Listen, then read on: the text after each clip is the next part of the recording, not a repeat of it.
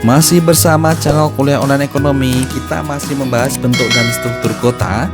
Sekarang kita akan membahas tiga hal, yaitu pola jalan, kemudian transformasi lahan, dan urban sprawl. Apa itu? Kita mulai membahasnya. Oke, pertama kita membahas pola jalan yang ada di sebuah kota, gitu ya. Ada tiga bentuk umum pola jalan ini. Ada radial, ada grid, oke, ada irregular. Radial, grid atau gridiron, dan irregular. Oke, kita membahas satu persatu. Radial concentric system. Ini adalah sistem jalan yang membentuk pola seperti jaring laba-laba, gitu ya.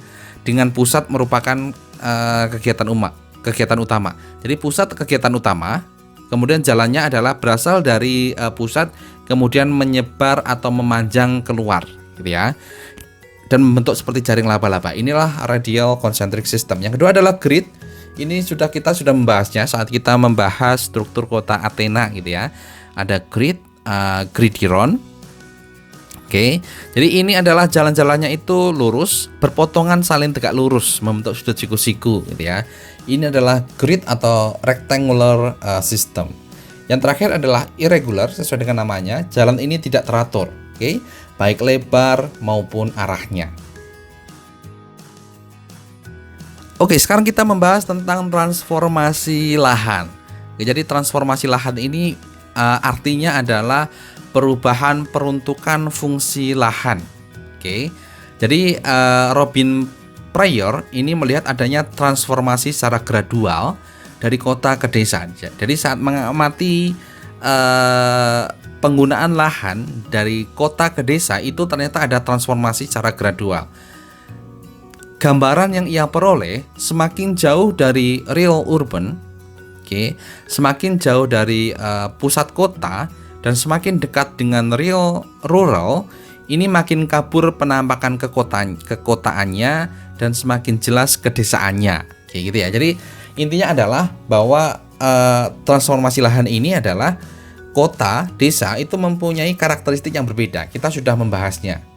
Oke. Kota identik dengan non-agraris, desa identik dengan agraris atau pertanian. Semakin menjauhi kota itu akan semakin nampak keagrarisannya, gitu ya. Kemudian sifat-sifat perdesaan itu.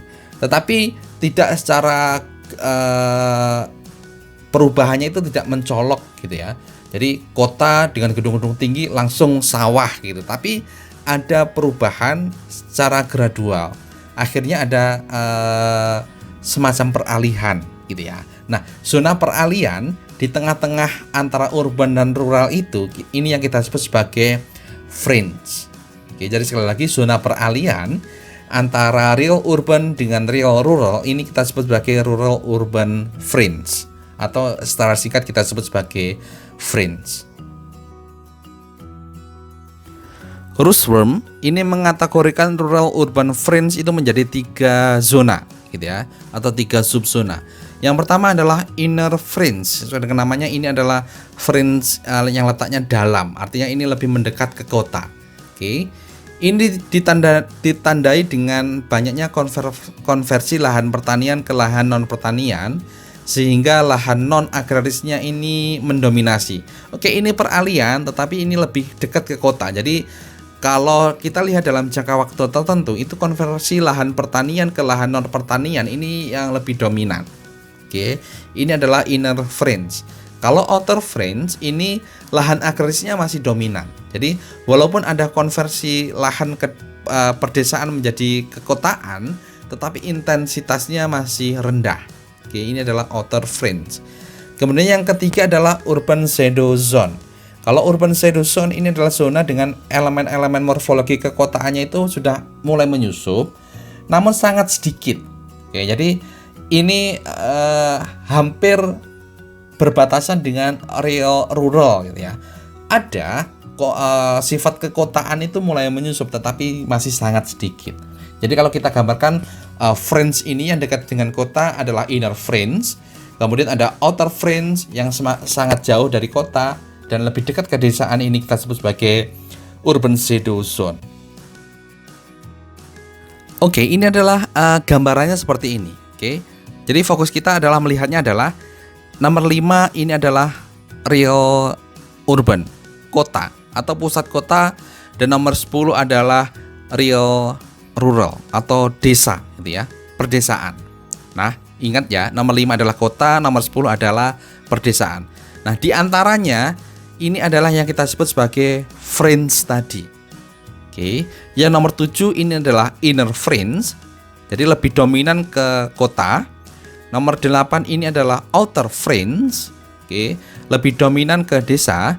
Nomor 9 ini adalah urban shadow zone. Ini mungkin sifat kekotaannya mulai menyusup, tetapi masih sangat kecil sekali gitu ya, dan dia berbatasan langsung dengan real rural. Oke, jadi seperti itu. Ini adalah gambaran dari fringe tadi. Bagian-bagian yang lainnya bisa dilihat. Sekarang kita akan membahas tentang urban sprawl. Jadi transformasi lahan yang diuraikan tadi, yang telah kita bahas tadi, ini sebenarnya adalah fenomena urban sprawl.